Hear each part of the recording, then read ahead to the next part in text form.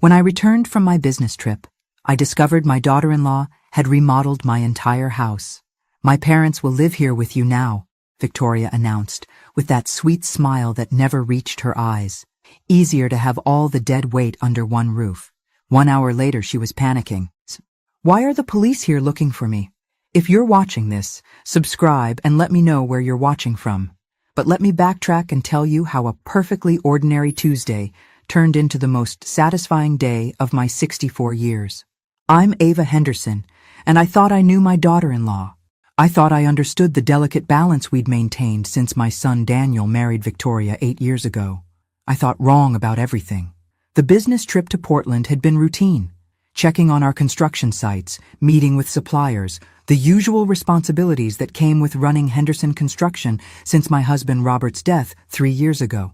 Daniel managed the day-to-day operations now, but I still handled the major accounts and financial oversight. Or so I believed.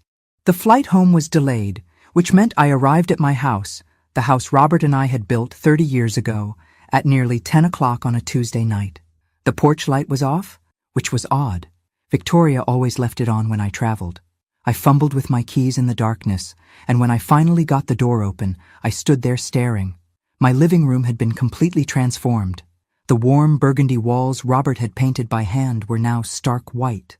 My grandmother's antique furniture had vanished, replaced by sleek modern pieces that looked like they belonged in a doctor's waiting room. "Surprise!" Victoria appeared at the top of the stairs, her blonde hair perfectly styled despite the late hour. "I hope you don't mind, but I took the liberty of updating a few things while you were away." I set my suitcase down slowly, trying to process what I was seeing. "Where is my furniture, Victoria?" "Oh, that old stuff? I donated it. Such a relief to get rid of all those dusty antiques." She descended the stairs with theatrical grace, clearly pleased with herself. "The house feels so much more contemporary now, don't you think?" My grandmother's rocking chair. Robert's favorite reading chair. The coffee table where we'd played countless games with the children. All gone. "You had no right." "Actually, I did." Victoria's smile sharpened. "Daniel signed the paperwork months ago. As his wife, I have legal authority to make household decisions. Besides, you'll need to get used to sharing the space." That's when she dropped the bomb about her parents moving in. Her parents, who had never worked a day in their lives and lived off government assistance and Victoria's increasingly expensive gifts. I wanted to scream. I wanted to demand explanations. But something in Victoria's expression warned me to tread carefully. This wasn't spontaneous redecorating. This was calculated, planned, deliberate. "Where exactly do you propose everyone will sleep?" I asked, my voice surprisingly steady. "Well, naturally you'll move to the guest room. Mother and Daddy will take the master suite. They need the space for all their medical equipment." Victoria examined her manicured nails. "Don't worry, I've already moved your things. The guest room, in my own house. The house my husband built with his own hands." But I didn't argue. Not yet. Because 3 weeks earlier, I had discovered something about Victoria that changed everything. Something that made this little power play seem almost quaint by comparison. You see, my daughter-in-law wasn't just rearranging furniture. She was stealing from us. Systematically, cleverly, and in amounts that would destroy our family business if discovered. And I had been keeping her secret. 3 weeks earlier, I had been working late in the office, trying to reconcile some discrepancies in our quarterly reports. Henderson Construction had been my life's work alongside Robert, and after his death, maintaining its success felt like honoring his memory. The numbers weren't adding up. Small amounts at first, a few hundred here, 1,000 there. But as I dug deeper, a pattern emerged that made my blood run cold. Victoria had access to our accounts as Daniel's wife and the company's administrative coordinator. What I discovered that night, cross-referencing invoices with bank statements by the light of my desk lamp, was a masterpiece of embezzlement. Fictitious vendor payments, inflated supply costs with the difference redirected to a separate account, even false employee bonuses that somehow never made it to the intended recipients. Over 18 months, Victoria had stolen nearly $200,000 from Henderson Construction. My first instinct was to call Daniel immediately, wake him up, drag him to the office, show him the evidence. But something stopped me. Daniel loved Victoria. Completely, Blindly, devotedly, she had transformed my serious, workaholic son into a man who laughed easily, who took vacations, who seemed genuinely happy for the first time in years. Their children, my grandchildren Emma and Jake, adored their mother. If I exposed Victoria's theft, it wouldn't just destroy her. It would devastate Daniel, traumatize the children, and tear our family apart. The scandal would likely ruin our business reputation as well. So, I made a decision that I now realize was both noble and incredibly stupid. I would handle it quietly. I would confront Victoria privately, give her a chance to explain, maybe work out a repayment plan. We would keep it between us, protect the family, preserve everyone's dignity. I was so naive. The next morning, I asked Victoria to meet me for coffee at Rosie's Diner, a little place downtown where we could talk without interruption. She arrived 20 minutes late, which should have been my first clue about how this conversation would go. Sorry, Ava, the children needed help with their school projects. She slid into the booth across from me, looking genuinely apologetic. What did you want to discuss? I had rehearsed this moment, choosing my words carefully. Victoria, I've been reviewing the company finances and I've noticed some irregularities. Her expression didn't change, but I saw her grip tighten slightly on her coffee cup. Irregularities? Missing funds, payments to vendors that don't exist. It appears someone has been systematically stealing from the business. Now she looked confused, concerned even. That's terrible. Do you think it's someone at the bank? Or maybe one of the office staff? The performance was flawless. If I hadn't seen the evidence with my own eyes, I might have believed her. Victoria, I know it's you. The mask slipped for just a moment. In her eyes, I saw acknowledgement, calculation, and something that looked almost like relief. Prove it, she said quietly. That's when I realized I had made a fundamental error. I had assumed Victoria would be ashamed when confronted, grateful for a chance to make things right. Instead, she was calling my bluff. I have the documentation that you'll never show Daniel. Victoria leaned forward, her voice low but confident. Because you love your son too much to break his heart. Because you know this would destroy our marriage and traumatize your grandchildren.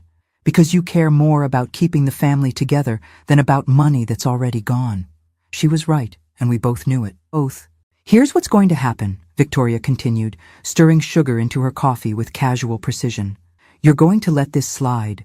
You're going to mind your own business and stop poking around in financial records that, frankly, you're too old to properly understand anymore. The patronizing tone was like a slap, but she wasn't finished. In return, I'll be more careful going forward. Consider it a learning experience for both of us. I should have walked away then. Should have gone straight to the police, to Daniel, to anyone who would listen. Instead, I found myself nodding. Good. Victoria smiled, the sweet expression returning to her face. I'm so glad we understand each other. Family harmony is so important, don't you think? As she left the diner, tossing a casual, "See you Sunday for dinner" over her shoulder, I realized I had just made the worst deal of my life. Because Victoria hadn't promised to stop stealing. She had promised to be more careful. And that distinction would prove to be everything. The changes started small, so subtle, that I almost convinced myself I was imagining them. Victoria began arriving late to our weekly Sunday dinners, offering elaborate apologies about traffic or the children's activities, but never quite managing to hide her satisfied smirk when she saw my frustrated expression. She would comment on my cooking with faint praise that somehow felt like criticism. This roast is so traditional, Ava. I keep telling Daniel we should try more modern cuisine, but you know how he loves his comfort food. She started rearranging my kitchen every time she visited, claiming she was just trying to help when I couldn't find my own utensils. My favorite coffee mugs mysteriously disappeared, replaced by delicate china cups that felt foreign in my hands. I thought we'd upgrade your kitchenware, she explained when I asked about my missing mugs. These are so much more elegant for when you have company. The company, it turned out, was increasingly Victoria's friends and her parents, who had begun making regular appearances at my house for dinner parties I hadn't agreed to host. You don't mind, do you, Ava? It's just that our place is so small, and you have all this room. Victoria would appear at my door with a carload of guests, expecting me to provide food and entertainment. I told everyone about your famous lasagna. I minded terribly, but Daniel seemed so pleased that Victoria was making an effort to include me in their social circle. How could I explain that every gathering felt like an invasion, that I was becoming a stranger in my own home? The worst part was how Victoria managed to position herself as the generous daughter-in-law, going out of her way to spend time with poor, lonely Ava. She would loudly praise my contributions to the evening. "Ava made this dessert all by herself, isn't she wonderful?" in a tone that made me feel like an elderly relative being humored rather than the homeowner hosting the party. But it was the incident with Emma's birthday party that showed me how completely Victoria had turned the tables. Emma was turning 10, and I had been planning her party for weeks. My granddaughter and I had chosen a fairy tale theme together, and I had spent days crafting handmade decorations and baking a 3-layer princess cake. The morning of the party, Victoria arrived early with her mother, Karen, and a carload of store-bought decorations. "Change of plans," Victoria announced, not even greeting me. We decided to go with a more modern theme, pink and gold, very Instagram-worthy. They proceeded to take down my handmade decorations, replacing them with generic balloons and banners that looked like they came from a warehouse store. When I protested, Victoria's voice turned sharp. "Ava, I appreciate your efforts, but Emma is my daughter. I think I know what she prefers." Emma stood in the doorway watching this exchange, her face fallen. She had been so excited about the fairy tale decorations we had made together. "But Grandma and I worked really hard on the fairies," Emma said in a small voice. "Oh, sweetheart." Victoria's tone instantly became sugary. "Grandma means well, but sometimes grown-ups have different ideas about what looks nice. Don't worry, this will be much prettier." The dismissal was complete. My granddaughter's disappointment, my hours of work, my role in her celebration, all swept aside with casual cruelty. But the real blow came when the other parents arrived for the party. "Victoria, this looks amazing," one mother exclaimed. "You're so creative with parties." "Thank you. I stayed up all night putting this together." Victoria accepted the praise graciously, not mentioning my contributions at all. "I just want Emma to have the best." I watched from the kitchen as Victoria played the perfect hostess, serving the cake I had baked while accepting compliments for the party she had hijacked. The other parents praised her organization, her attention to detail, her dedication to making her daughter's day special. Not one person acknowledged that this was my house, my kitchen, my cake. That evening, after everyone had gone home and I was cleaning up the remnants of the party I had been erased from, Daniel found me scraping frosting off plates. "Great party, Mom. Victoria really outdid herself." I looked at my son, this man I had raised to be honest and fair, and realized he genuinely didn't see what had happened. In his eyes, his wife had graciously organized a party in my home, and I had been lucky to help. "Daniel," I said carefully, "don't you think Victoria should have discussed the decoration changes with me first?" He looked puzzled. "Why? It's Emma's party. Victoria knows what she likes."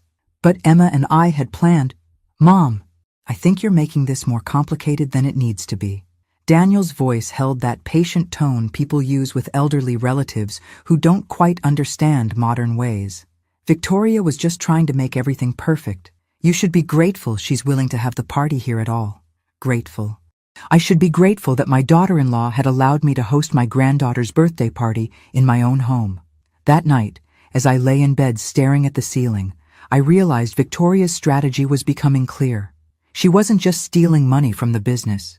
She was systematically stealing my place in the family, one small humiliation at a time, and she was doing it so skillfully that even my own son couldn't see it happening. Victoria's parents moved in on a Tuesday. I came home from grocery shopping to find a moving truck in my driveway and strangers carrying furniture into my house. Victoria met me at the door with that bright smile that had become my personal danger signal. "Surprise! I told you they were coming, remember? I mentioned it last week." She hadn't mentioned anything, and we both knew it. But Karen and Bob Mitchell were already settling into my master bedroom, admiring the view from my windows, discussing where to put their television. "It's temporary," Victoria assured me, though her parents were unpacking like they planned to stay forever. Just until they get back on their feet. Bob Mitchell was 62 and hadn't held a job in 5 years. Karen claimed disability for a back injury that didn't prevent her from shopping or redecorating, but apparently made employment impossible. Together, they lived off government assistance and whatever money Victoria could funnel their way, money that, I now realized, came directly from our company accounts. They'll contribute to household expenses, of course, Victoria continued, though she didn't specify when or how much. Within a week, my quiet home had become a chaotic boarding house. Karen rearranged my kitchen to suit her cooking preferences. Bob commandeered my living room television and filled the house with the constant noise of sports broadcasts and political talk shows. They ate my food, used my utilities, and treated me like an unwelcome guest in my own home. But the breaking point came during Emma's school play. Emma was performing in her 5th grade production of Little Red Riding Hood, and she had been practicing her lines for weeks. I had promised to be there, and Emma had saved me a seat in the front row next to Daniel and Victoria. 20 minutes before the play started, Victoria appeared at my bedroom door. "I'm so sorry, Ava, but there's been a change of plans." Karen stood behind her, dressed in her finest outfit and clutching a bouquet of flowers. "Mother decided she wants to see Emma perform, which is so sweet of her," Victoria continued. "But there's only room for 3 adults in the front row, and since she is Emma's grandmother, the implication hung in the air. Karen was family. I was just someone who happened to live in the house. Emma saved me a seat," I said quietly. "Oh, she'll understand. She's such a mature child." Victoria's tone was dismissive. "Besides, you'll have other opportunities to see her perform." I watched through my bedroom window as they drove away in my son's car, leaving me behind like forgotten luggage. Emma would look out at the audience expecting to see my face, and I wouldn't be there. But this time, I didn't just sit quietly and accept the humiliation. I drove to the school alone, bought a ticket for the general admission section, and found a seat in the back of the auditorium. From there, I watched my granddaughter perform beautifully as Little Red Riding Hood, her voice clear and confident as she delivered her lines. After the play, Emma found me in the crowd of parents. "Grandma, you came!" She hugged me tightly, still in her costume. "Did you see my part with the wolf? You were magnificent." "Sweetheart, the best Little Red Riding Hood I've ever seen." "But why were you sitting back there? I saved you a seat in front." Before I could answer, Victoria appeared with Karen in tow. "There you are, Emma. Come take pictures with Grandmother Karen." Victoria's voice was sharp. "She came all this way to see you perform." Emma looked confused, glancing between me and Karen. "But Grandma Ava is here too. Can she be in the pictures?" "Of course," Victoria said with that fake smile. "Maybe Grandma Ava could take the pictures for us?" And just like that, I was relegated from family to photographer, capturing moments I should have been part of, holding memories I was excluded from creating. That night, lying in the guest room that had become my permanent residence, I made a decision that felt both inevitable and terrifying. I was done protecting Victoria. The woman who had stolen from our business, invaded my home, and erased me from my own family deserved whatever consequences were coming her way. The only question was how to deliver them in a way that would expose her true nature without destroying my son and grandchildren in the process. But first, I needed to understand exactly how deep Victoria's deception went. Because if she was bold enough to steal my place in the family, I had a feeling the financial theft was far from over. The next morning, I called in sick to work and drove to the office during lunch when I knew Victoria would be at home. It was time to do some serious digging in our financial records. What I discovered made the initial theft look like pocket change. Victoria had been busier than I imagined. Sitting alone in the office that afternoon, surrounded by spreadsheets and bank statements, I uncovered a web of financial fraud that took my breath away. The $200,000 I had initially discovered was just the beginning. She had created an entirely fictitious construction project, a luxury home renovation that existed only on paper but generated very real invoices and payments. For 8 months, Henderson Construction had been paying for materials, labor, and permits for a house that didn't exist, sending checks to a shell company that led directly back to an account Victoria controlled. The sophistication of it was almost admirable.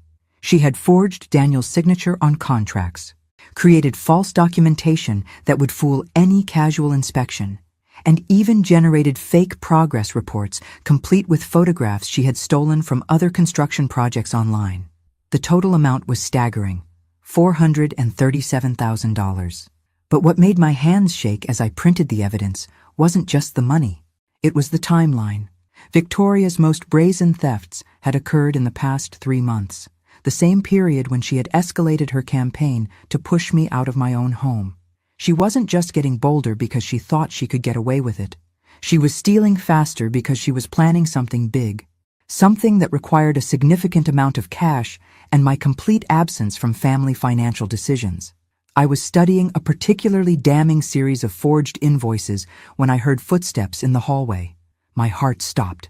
The office was supposed to be empty, but someone was walking toward the accounting department with purposeful steps. I quickly shoved the papers into a folder and slipped it under a stack of legitimate files just as Victoria appeared in the doorway. "Ava, what a surprise!" Her tone was light, but her eyes were calculating. "Daniel said you were sick today." "Just a headache. I thought some quiet time in the office might help." I tried to match her casual tone, though my pulse was racing. "What brings you here?" "Oh, I forgot some files this morning. You know how scattered I get." She moved into the room with the confidence of someone who belonged there, but I noticed her gaze sweep across my desk, taking inventory of what I had been looking at.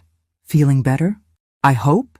Victoria perched on the edge of Daniel's desk, making it clear that she considered herself more entitled to this space than I was. "Much, thank you." I stood to leave, the folder containing her crimes tucked casually under my arm with other paperwork. "I should head home and rest." "Good idea. Mother is making her famous pot roast tonight. She's so excited to cook for the family." The casual mention of Mother making dinner in my kitchen with my groceries was another small knife thrust, but I just smiled and headed for the door. "Oh, Ava?" Victoria's voice stopped me. "What were you working on? Maybe I can help finish it tomorrow." "Just reconciling some vendor payments. Nothing urgent." "Which vendors?" "I handle most of that paperwork now." The question was too pointed, too interested. Victoria suspected something. "Various ones. I'll leave you a note if I need anything completed." I made it to my car before my hands started shaking.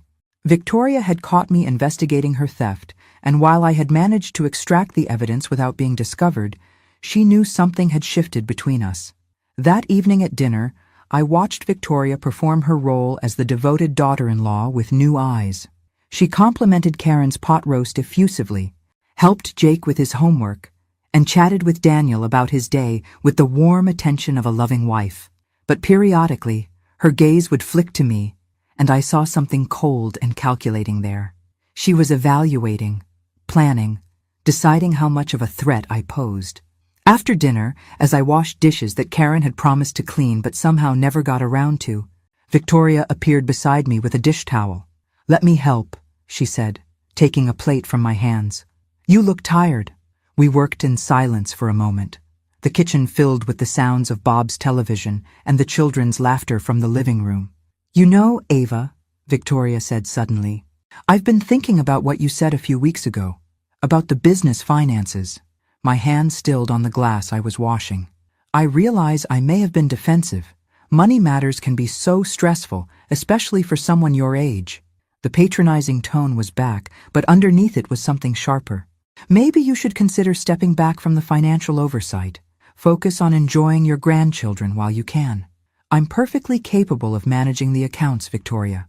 "Of course you are, but Daniel's been saying how much you've been struggling lately. The confusion about Emma's party decorations, forgetting our conversations about Mother and Daddy moving in." She was rewriting history, creating a narrative where my protests were actually signs of mental decline. "I didn't forget anything, Victoria. You never mentioned—" "It's okay," she interrupted gently, her voice carrying just enough volume that Daniel, passing through the kitchen for a beer, could hear. "Memory issues are completely normal at your age, nothing to be ashamed of." Daniel paused, looking between us with concern. "Mom, if you're having trouble keeping track of things—" "I'm not having trouble," I said firmly. "See?" Victoria touched Daniel's arm lightly. "She gets defensive when we try to help. I read an article that said that's completely typical." I realized with growing horror that Victoria was laying groundwork, creating doubt about my mental competency, establishing a pattern of behavior that could be used against me later. If she could convince Daniel that I was becoming forgetful, confused, perhaps even senile, then anything I said about her theft would be dismissed as the ramblings of an elderly woman losing her grip on reality. That night, hidden in my bedroom with the door locked, I spread Victoria's stolen financial documents across my bed and began photographing each page with my phone. If she was planning to discredit me, I needed evidence that couldn't be dismissed or explained away. But as I worked, a chilling thought occurred to me. Victoria wasn't just planning to steal more money. She was planning to steal everything. I discovered Victoria's true plan purely by accident. 3 days after our kitchen conversation, I was running errands when I realized I had forgotten my reading glasses at the office. I drove back to get them, using my key to let myself into the empty building on a Saturday afternoon. That's when I heard Victoria's voice coming from Daniel's office, speaking in low, urgent tones on the phone. I should have announced my presence, should have called out a greeting and retrieved my glasses like a normal person. Instead, something in her tone made me freeze just outside the office door. Power of attorney should be straightforward given her obvious mental decline, Victoria was saying. Daniel's already noticed the memory issues, and with her doctor's cooperation, my blood turned to ice. No, the business accounts are the priority. Once I have legal authority over her finances, we can liquidate everything cleanly. A pause, then. The house will be more complicated, but if she's declared incompetent, we can force a sale for her own good. Force a sale. Of my house. My home that Robert built with his own hands. Trust me, it's all perfectly legal. Happens to elderly people all the time when families have to make difficult decisions for their own protection. I pressed myself against the wall, my heart pounding so loudly I was afraid she would hear it. By Christmas, everything will be resolved. Mother and Daddy can move into a place of their own. Daniel will have full control of the construction business, and Ava will be safely settled in assisted living where she belongs. Assisted living. Victoria was planning to have me declared incompetent and locked away in a nursing home while she stole my life's work and sold my home. The beauty of it is that Daniel thinks it's all his idea. He's genuinely concerned about his mother's welfare. Victoria's laugh was soft and cruel. He has no idea that every confused episode has been carefully orchestrated. I thought about the missing coffee mugs, the rearranged kitchen, the constant gaslighting about conversations that never happened. Victoria had been systematically making me question my own memory while building a case for my incompetency. I need another month, maybe 2, to establish the pattern completely. Then we'll have that conversation with her doctor about the stress of managing finances at her age. Another pause. Doctor? Harrison is very sympathetic to family concerns about elderly patients. Dr. Harrison. My own physician, who had treated me for 30 years and knew my complete medical history, was apparently part of this scheme. Don't worry about the money trail. By the time anyone thinks to look closely, I'll have legitimate power of attorney and full legal authority to handle all financial transfers. Victoria's voice was confident, satisfied. It's not theft when you have proper documentation. I heard her moving around the office, gathering papers, preparing to leave. Panic flooded through me as I realized I was trapped in the hallway with no way to escape without being seen. I need to go. Daniel's expecting me home soon, and I can't keep being late without raising suspicions. Victoria's voice was getting closer to the door. Just have everything ready on your end. This is our chance to set ourselves up for life. I slipped into the supply closet just as Victoria emerged from Daniel's office. Through the crack in the door, I watched her lock up and walk toward the exit, humming softly to herself, like someone without a care in the world. After her footsteps faded and I heard the building's main door close, I sat in that dark closet for 10 full minutes, trying to process what I had just learned. Victoria wasn't just stealing money from the business. She was orchestrating the complete destruction of my life, with my own son's unwitting cooperation and my doctor's professional assistance. By Christmas, I would be in a nursing home, stripped of my assets, my autonomy, and my family. Victoria would control everything. The business Robert and I had built, the house we had called home, even my relationship with my grandchildren. and the most diabolical part was that everyone would see it as a sad but necessary decision made by loving family members who only wanted what was best for poor, confused Ava. When I finally emerged from the supply closet, I wasn't the same woman who had entered it. I had spent months protecting Victoria to preserve family harmony. I had endured humiliation after humiliation rather than expose her crimes and hurt my son. But Victoria had made a fatal miscalculation. She had assumed I would go quietly, that I would accept her version of reality and disappear gracefully into whatever institutional corner she had planned for me. She was about to discover just how wrong she was. Because if Victoria wanted to play chess with my life, I was ready to show her what happens when you underestimate a woman who has absolutely nothing left to lose. The real game was just beginning. I spent Sunday morning at the public library, researching financial fraud laws and elder abuse statutes on their computer. Amazing how much you can learn when you're properly motivated. Detective Sarah Chen at the Economic Crimes Division was surprisingly easy to reach on a Monday morning. I had expected bureaucracy and red tape. Instead, I got a competent professional who listened carefully as I explained my situation. Mrs. Henderson, what you're describing is a textbook case of financial exploitation, Detective Chen said. Do you have documentation? Extensive documentation, bank records, forged contracts, fake invoices, everything. I'd like to see those as soon as possible. Can you come in this afternoon?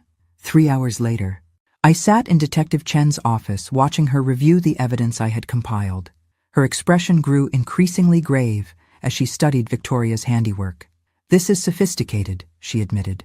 Your daughter-in-law has real skill at this. The shell company, the forged signatures, the fake construction project. She's done this before. Before? I'd bet money on it. Nobody starts with fraud this complex. Detective Chen leaned back in her chair. We'll need to verify these documents, interview witnesses, build a solid case. That takes time. How much time? 6 weeks minimum, possibly longer if she's been careful about covering her tracks. 6 weeks. Victoria's timeline had her filing for power of attorney within a month. Detective, she's planning to have me declared incompetent. She has my doctor involved, and she's convinced my son that I'm losing my memory. Detective Chen's expression hardened. That changes things. Elder abuse cases get priority, especially when there's active psychological manipulation involved. She picked up her phone. Let me make some calls. By Wednesday, Detective Chen had assembled a team that included a financial crimes specialist, an elder abuse investigator, and a prosecutor from the district attorney's office who specialized in family fraud cases. But the most important addition to our team was someone I had never expected. My own doctor. Dr. Harrison sat across from me in his office Thursday afternoon, his face flushed with embarrassment and anger. Ava, I owe you a tremendous apology. Victoria approached me 6 weeks ago, claiming to be concerned about your mental health. She described episodes of confusion, memory loss, difficulty managing your finances, none of which were true. I realize that now. She was very convincing, very concerned, and she had specific examples. Dr. Harrison shook his head ruefully. She played perfectly into my biases about elderly patients and concerned family members. What did she ask you to do? She wanted me to evaluate your cognitive function and potentially recommend a mental health assessment. She suggested that if you were struggling with memory issues, it might be kinder for the family to take over your financial responsibilities. The manipulation was breathtaking in its thoroughness. She even brought me articles about elderly financial abuse, Dr. Harrison continued, claiming she was worried that someone might be taking advantage of your confusion. The irony is sickening. Will you help us? Absolutely. I've already contacted Detective Chen and provided a statement about Victoria's attempts to manipulate medical professionals. What she did isn't just fraud. It's a violation of the sacred trust between families and their physicians. Friday morning brought the call I had been waiting for. Mrs. Henderson, this is Detective Chen. We're ready to move forward. Can you be available Monday morning around 10? For what? To watch your daughter-in-law get arrested. The satisfaction in Detective Chen's voice was unprofessional and absolutely perfect. But first, I had one more chess piece to position. That afternoon, I called Daniel and asked him to meet me for coffee. Just the two of us, away from Victoria's influence and her parents' constant presence in my house. Mom, You sounded strange on the phone. Is everything okay? My son looked genuinely concerned, which made what I was about to do even more difficult. But Daniel deserved to hear the truth from me before he heard it from the police. Daniel, I need to tell you something about Victoria, something that's going to be very hard to hear. His expression immediately became defensive, the way it always did when anyone criticized his wife. Mom, if this is about the house renovations or her parents moving in, Victoria has been stealing from the company. Large amounts of money, over an extended period. Daniel stared at me like I had spoken in a foreign language. That's impossible. Victoria doesn't even have access to... He stopped, realization dawning. She handles administrative tasks, but she wouldn't... I have proof, Daniel. Bank records, forged contracts, documentation of nearly $500,000 in theft. The color drained from my son's face. That can't be true. I reached into my purse and pulled out a folder containing copies of the most damning evidence. I wish it weren't. For 20 minutes, Daniel reviewed the paperwork while I watched his world crumble. His wife, the woman he trusted completely, had been systematically destroying the business his father had built. Why didn't you tell me sooner? His voice was barely a whisper. Because I thought I could handle it quietly. I thought I could protect the family. Protect the family? Daniel's anger finally surfaced. She's been stealing from us for over a year. There's more, Daniel. Victoria has been planning to have me declared incompetent so she can gain control of all my assets. I told him about the phone conversation I had overheard, about Victoria's manipulation of Dr. Harrison, about her systematic campaign to make everyone believe I was losing my memory. By the time I finished, Daniel was gripping the edge of the table so hard his knuckles had turned white. The police are going to arrest her Monday morning, I said gently. I thought you should know.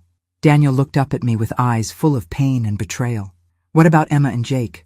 What happens to them? They'll stay with you. Of course. You're their father. I don't know how to explain this to them. How do I tell my children that their mother is a criminal? I reached across the table and took his hand. We'll figure it out together, as a family. For the first time in months, Daniel squeezed my hand back. Victoria sensed something had changed. Over the weekend, she watched me with increasing suspicion, clearly trying to figure out what was different. I had stopped arguing with her parents' intrusions, stopped protesting when she rearranged my belongings, stopped reacting to her subtle provocations. You seem unusually calm lately, she observed Sunday evening as we cleaned up after dinner. Have you been taking something for your anxiety? I'm just trying to go with the flow, I replied mildly. You were right about picking my battles more carefully. Victoria's smile was sharp with satisfaction. She thought she had finally broken me into submission. I'm so glad to hear that. It's important for elderly people to accept help gracefully rather than fighting every change. If only she knew how gracefully I was about to accept the help of the police department. Monday morning arrived crisp and clear. I dressed carefully in my best navy suit, the one Robert had always said made me look formidable in business meetings. Today felt like the most important meeting of my life. Detective Chen had given me specific instructions. I was to behave normally, follow my usual morning routine, and be ready to provide access to Henderson Construction's offices when the arrest team arrived. I was sitting at my kitchen table, pretending to read the newspaper while actually listening for the sound of cars in my driveway, when Victoria appeared in her silk robe. You're up early, she said, moving toward the coffee maker with casual grace. Couldn't sleep, thought I'd get an early start at the office. Victoria poured herself coffee and leaned against the counter, studying my face. You know, Ava, I've been thinking about our conversation last week, about you stepping back from the financial responsibilities. Oh? Daniel agrees that it might be best for everyone. Less stress for you, more time to focus on the grandchildren. Victoria's voice was honey-sweet, but her eyes were calculating. We could start the transition this week. The transition to Victoria having complete control over the business accounts, she meant. That's very thoughtful, dear. Victoria blinked, clearly surprised by my easy agreement. She had been prepared for an argument, not cooperation. So you're open to the idea? At my age, I should be enjoying retirement, not worrying about quarterly reports. I folded the newspaper with deliberate care. When did you have in mind? Well, if you're sure, we could meet with the accountant tomorrow and begin transferring signatory authority. Tomorrow. Victoria was moving faster than Detective Chen had anticipated. That sounds perfect, I said, standing and reaching for my purse. I should head to the office now. Actually, Ava, why don't you take the day off? I can handle whatever needs to be done. Victoria stepping in to manage the office on the day she expected to gain control of our accounts. How convenient. If you insist, I said agreeably. I'll just run some errands then. I was backing out of the driveway when I saw the unmarked police cars turning onto my street. Perfect timing. I drove to the grocery store and spent 45 minutes shopping for items I didn't need, giving Detective Chen and her team time to work. When my phone finally rang, I was examining tomatoes with the focus of a produce expert. Mrs. Henderson? This is Detective Chen. We have Mrs. Victoria Henderson in custody. 3 simple words that represented justice, vindication, and the end of months of psychological warfare. How did she react? About as you'd expect. She's demanding a lawyer and insisting this is all a misunderstanding caused by your mental confusion. Of course she was. Her parents. Also in custody. Turns out Mr. and Mrs. Mitchell have outstanding warrants in 2 other states for similar fraud schemes. Your daughter-in-law learned from the best. I felt a wild urge to laugh. Victoria's parents weren't innocent victims of their daughter's generosity. They were career criminals who had trained her in the family business. What happens now? Arraignment this afternoon. With the amount of money involved and the elder abuse charges, I doubt she'll be granted bail. Detective Chen paused. Mrs. Henderson, you should know that when we searched her belongings, we found documents indicating she was planning to file guardianship papers this week. If I had waited any longer, Victoria would have succeeded in having me declared incompetent and stripped of my legal rights. Thank you, Detective, for everything. Just doing my job. Though I have to say, it's nice when the good guys win. I drove home to find my house transformed once again, but this time in a way that filled me with profound relief. Police vehicles were gone, but Daniel's truck sat in the driveway. Through the windows, I could see him moving around inside, probably trying to restore some order after the chaos of the arrests. When I walked through my front door, I found my son sitting at my kitchen table with his head in his hands. Daniel! He looked up at me with red-rimmed eyes. I called in sick. I couldn't face the office today. His voice was hollow. The kids are at school.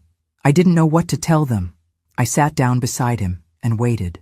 She's been lying to me for years, hasn't she? Daniel asked quietly. Not just about the money. Not about everything. I think so, yes. How did I not see it? How did I let her turn me against my own mother? The pain in his voice broke my heart. She's very skilled at manipulation, Daniel. She fooled a lot of people. But I should have seen it. I should have protected you instead of... He trailed off, unable to finish the sentence. Instead of what?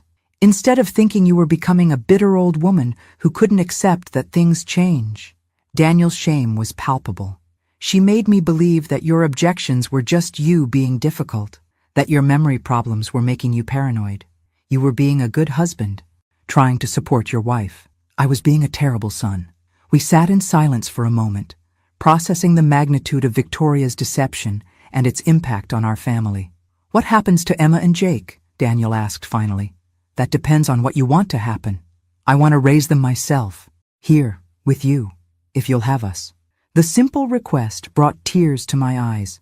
My house, which had felt like a prison under Victoria's regime, would become a real home again. Of course I'll have you. This is your house too.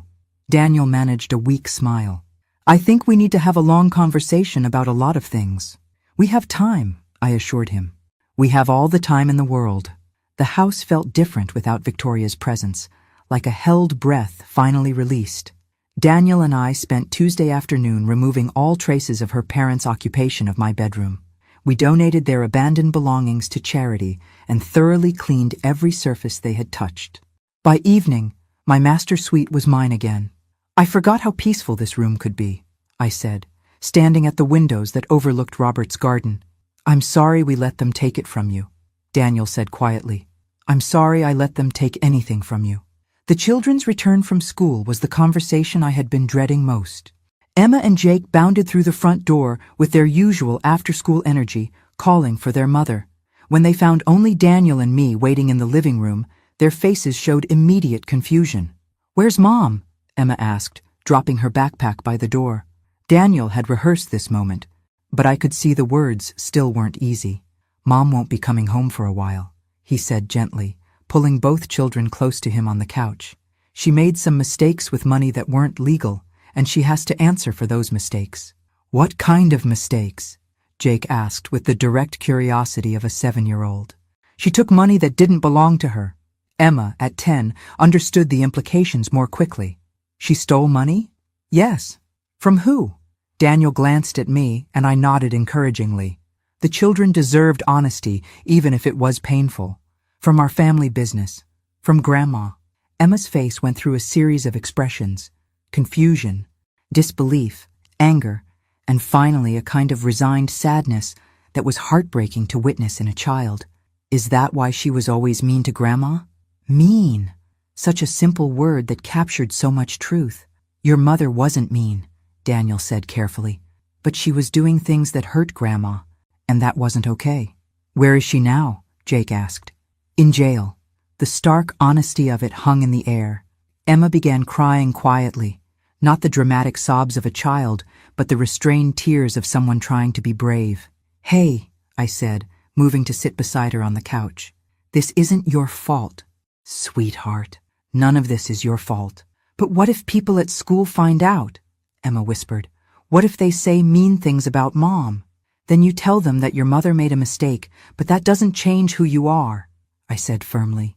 "You and Jake are good, smart, kind children, and nothing your mother did changes that." "Will we still live here with you?" "Grandma?" Jake asked. "If you want to. This is your home for as long as you need it to be." Over the following days, we began establishing new routines. I drove the children to school in the mornings, while Daniel went to the office early to begin the enormous task of untangling Victoria's financial damage. We had family dinners at my kitchen table without the television blaring or adult conversation dominated by complaints about government assistance and other people's good fortune. The children adapted with remarkable resilience. Emma helped me cook dinner each evening, asking questions about recipes and techniques with genuine interest. Jake discovered Robert's old woodworking tools in the garage and begged me to teach him how to use them safely. "Grandma, can I make a birdhouse like Grandpa used to?" he asked Thursday evening, his small hands examining a piece of smooth pine. "I think Grandpa would love that," I said, remembering Robert's patient instruction of Daniel in that same garage 30 years earlier. But it was Emma's question on Friday morning that showed me how much the children were truly processing. "Grandma, were you really getting confused like Mom said?"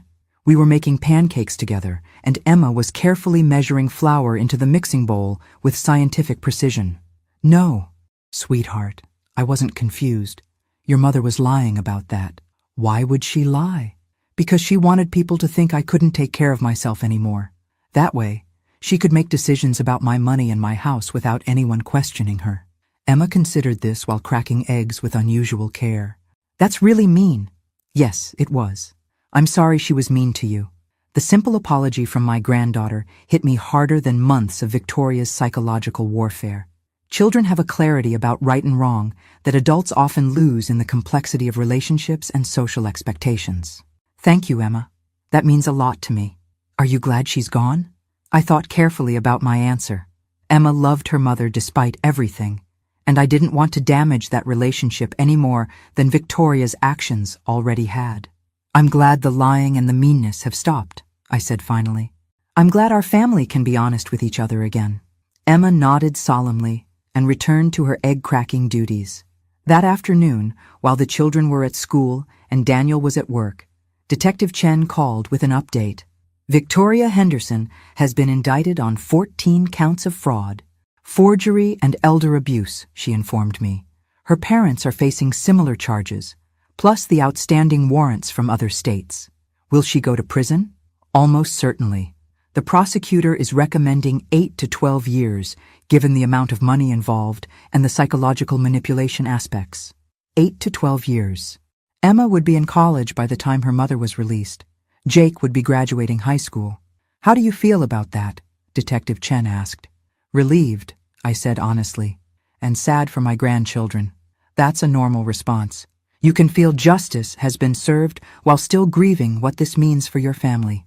That evening, Daniel came home from work looking more hopeful than he had in days.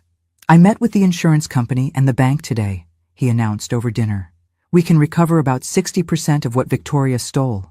It's not everything, but it's enough to keep the business stable. What about the house? Emma asked. Victoria said you might have to sell Grandma's house. Daniel looked at me with a question in his eyes. This house isn't going anywhere, I said firmly. This is our family home, and it's staying in the family where it belongs. Relief flooded Emma's face, and Jake actually cheered. Besides, I added with a smile that felt genuinely happy for the first time in months, somebody needs to teach Jake how to build that birdhouse properly. 2 weeks after Victoria's arrest, I received a call that changed everything I thought I understood about my daughter-in-law's motivations. Mrs. Henderson, this is Agent Patricia Morrison with the FBI Financial Crimes Unit. I need to speak with you about Victoria Henderson's case. FBI. This had escalated far beyond local fraud charges. Agent Morrison met me at a coffee shop downtown, far from Henderson Construction's offices and prying ears. She was a compact woman in her 40s with shrewd eyes and a direct manner that reminded me of Detective Chen. Mrs. Henderson, Victoria's case isn't isolated. She's part of a much larger criminal network that targets elderly business owners across the country. The words sent a chill through me. A network? Organized financial exploitation schemes. Young women marry into established families, gain access to business assets, and systematically drain them over several years. Agent Morrison opened a tablet and showed me photographs. Victoria isn't even her real name. The woman in the FBI photos looked like my daughter-in-law, but younger, with different colored hair and a different last name. Sarah Michelle Collins. She's been doing this for 12 years, Agent Morrison continued. 3 previous marriages, all to men whose families owned successful businesses. In each case, she manipulated the family dynamics, isolated the business owners from their children, and stole hundreds of thousands of dollars before disappearing. But she didn't disappear this time. No, she made a crucial error with your family. Agent Morrison pulled up another document on her tablet, a detailed psychological profile that made my skin crawl. Victoria's previous targets were all widowed men with grown children who lived far away. She would marry the target, gradually gain control of his assets, then either wait for him to die naturally or arrange accidents. Arrange accidents? Her second husband died in a suspicious car crash 6 months after signing over power of attorney. Her third husband suffered a fatal fall down the stairs of his own home. Agent Morrison's expression was grim. Both deaths were investigated, but there wasn't enough evidence to prove foul play. The implication hit me like a physical blow. She was planning to kill me. We believe so, yes. The assisted living facility story was probably just a backup plan. Once she had power of attorney, you would have become a liability. I thought about Victoria's careful escalation of her campaign against me, her systematic destruction of my credibility, her timeline of gaining legal control over my assets by Christmas. Why didn't she just continue with her usual pattern? Why target our family when Daniel has children? Because Henderson Construction is worth significantly more than her previous targets. We estimate your family's total assets at nearly $2 million. Agent Morrison closed the tablet. Victoria got greedy. She broke her own pattern because the payoff was too big to resist. What happens now? Victoria's facing federal charges in addition to the state charges. Interstate fraud, racketeering, conspiracy. She's looking at 25 years to life without the possibility of parole. 25 years to life. Victoria would likely die in prison. There's something else, Mrs. Henderson. We need your help. Agent Morrison explained that Victoria was the key to unraveling the entire criminal network. Other families had lost everything to similar schemes, and some had never discovered they were victims of organized crime rather than simple family greed. We'd like you to testify before a grand jury about Victoria's methods. Your case is the most thoroughly documented example we have of how these schemes operate. Of course, that evening, I called Daniel to explain what I had learned. The silence on the other end of the phone lasted so long, I thought the call had been dropped. Dad? Emma's voice came through the phone. Daniel, are you there? I'm here. His voice sounded hollow. "I married a serial killer, Mom. You married a woman who lied about everything, including who she was. You couldn't have known. I brought her into our home. I led her around my children. I chose her over my own mother when she was planning to murder you." The pain in his voice was unbearable. "Daniel, listen to me. Victoria fooled federal investigators for 12 years. She fooled 3 other families completely. She fooled police departments and coroners and insurance companies." I took a deep breath. "You were a victim too. But Emma and Jake are safe. They're loved. They're going to grow up knowing their real family cares about them more than money or appearances or anything else in the world." When Daniel came home that night, he was carrying a bottle of Robert's favorite whiskey and wearing the expression of a man who had aged several years in one day. "How do I explain this to them?" he asked, settling into Robert's old chair in the living room. "How do I tell my children that their mother is a professional criminal who might have killed their grandmother?" "You don't. Not yet. Maybe not ever." I poured us each a small glass of whiskey. "They know their mother did something wrong with money. That's enough for now. They're going to have questions as they get older, and we'll answer them honestly, age-appropriately, when the time comes."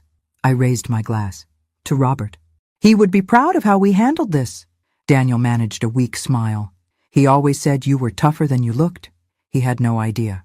We drank in companionable silence, listening to the sound of Emma and Jake giggling in their bedrooms as they got ready for bed. Normal sounds. Family sounds. Safe sounds. "Mom," Daniel said quietly. "Yes? I'm sorry I didn't trust you. I'm sorry I chose her lies over your truth. You don't need to apologize anymore, son. We're family. We protect each other. That's what matters now." But even as I spoke the words, I was thinking about Agent Morrison's revelation. Victoria's careful timeline, her systematic approach to isolating me, her plan to gain power of attorney by Christmas. If I hadn't discovered her theft when I did, if I hadn't found the courage to investigate further, if I had accepted her gaslighting about my mental condition, I would be dead by spring. Victoria hadn't just been planning to steal my assets. She had been planning to murder me and make it look like natural causes or an accident.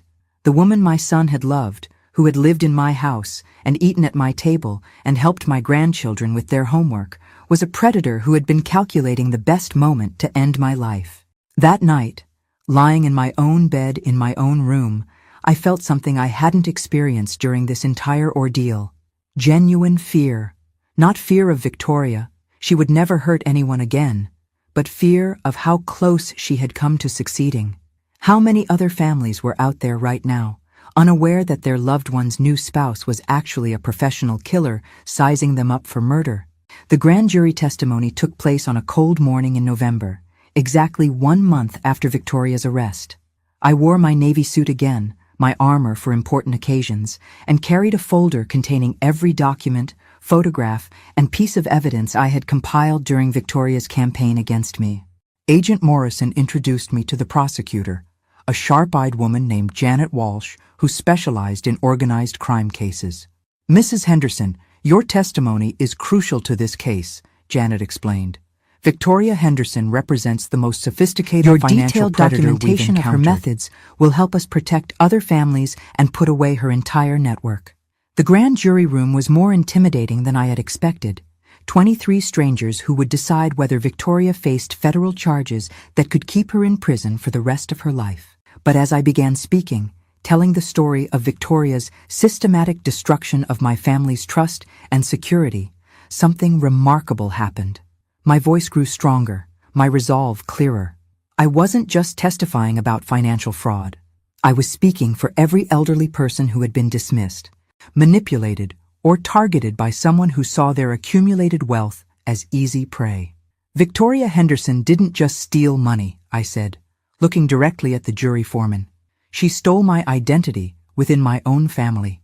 She convinced my son that I was becoming mentally incompetent while secretly planning to murder me once she gained control of my assets.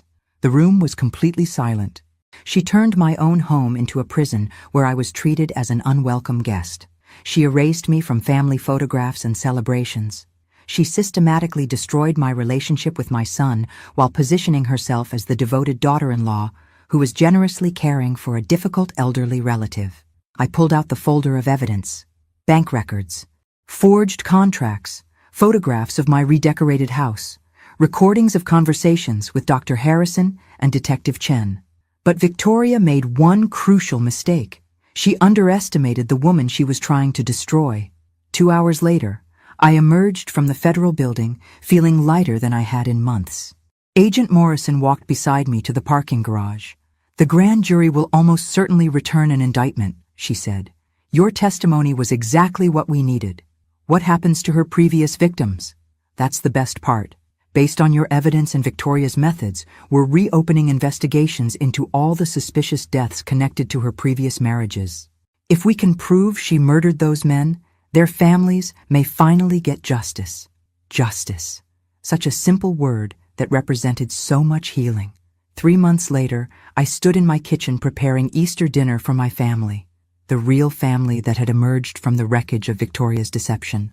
Daniel was teaching Jake how to carve the ham, patiently guiding small hands with the sharp knife while explaining the importance of cutting against the grain. Emma was setting the table with my grandmother's china, the pieces Victoria had tried to replace with sterile modern plates. "Grandma, how many people are coming?" Emma asked, carefully arranging the silverware. "Just us," I said, watching her face light up with satisfaction. "Good. I like it better when it's just family. Family. Not the performance of family obligations or the manipulation of family guilt, but the genuine connection between people who chose to love and protect each other." Daniel appeared at my elbow with a glass of wine. "The ham's ready. Jake did an excellent job with the carving. He had a good teacher. I learned from the best." Daniel's smile was warm and genuine, free from the tension that had shadowed his face during his marriage to Victoria. "Mom, I have something to tell you."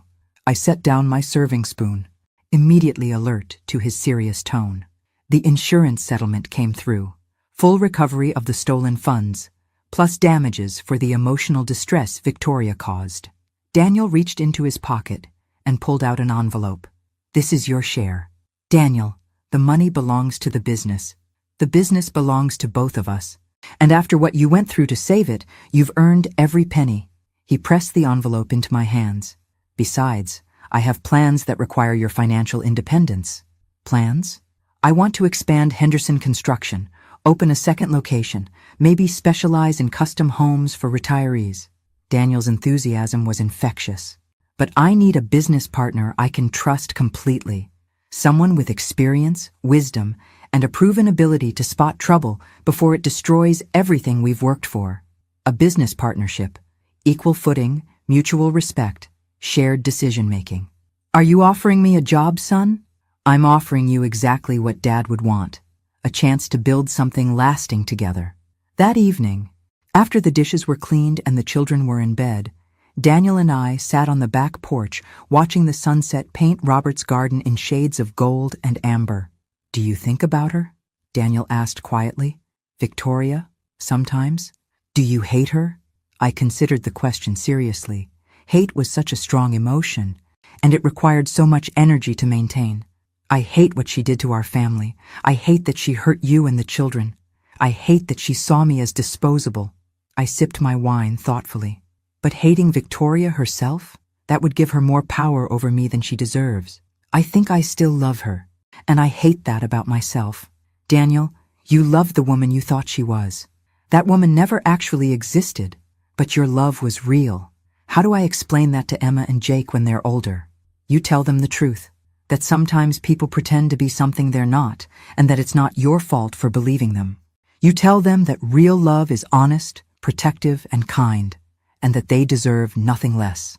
6 months later, Victoria Henderson, whose real name we learned was Sarah Michelle Collins, was sentenced to life in prison without the possibility of parole for racketeering, murder, and organized criminal enterprise. I didn't attend the sentencing. I was too busy helping Emma plant flowers in Robert's garden and teaching Jake how to build a proper birdhouse with dovetail joints that would last for decades. The house that Victoria had tried to steal became fuller and happier than it had been since Robert's death. Daniel and the children moved in permanently, not as refugees from Victoria's destruction, but as a choice to build something better together. Henderson Construction expanded exactly as Daniel had envisioned. with Ava Henderson listed as senior partner on all the business documents. I was no longer the elderly mother being humored with token responsibilities, but a full business partner whose experience and instincts were valued and respected. On quiet evenings, when the children were doing homework and Daniel was reviewing construction plans, I would sometimes think about how close Victoria had come to succeeding, how easily her manipulation could have worked if I hadn't discovered that first discrepancy in our accounts. But mostly, I thought about second chances and the unexpected gifts that can emerge from surviving someone's attempt to destroy your life. I was 64 years old, and I was finally living the life I wanted rather than the life someone else had planned for me. It was enough. It was more than enough. Or, it was perfect.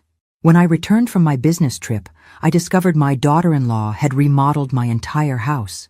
1 hour later, she was panicking because the police were there looking for her. But that's not really where this story ends. It ends with the knowledge that sometimes the people who try to break us actually reveal just how strong we really are. And sometimes, just sometimes, the good guys really do win. Thanks for listening. Don't forget to subscribe and feel free to share your story in the comments. Your voice matters.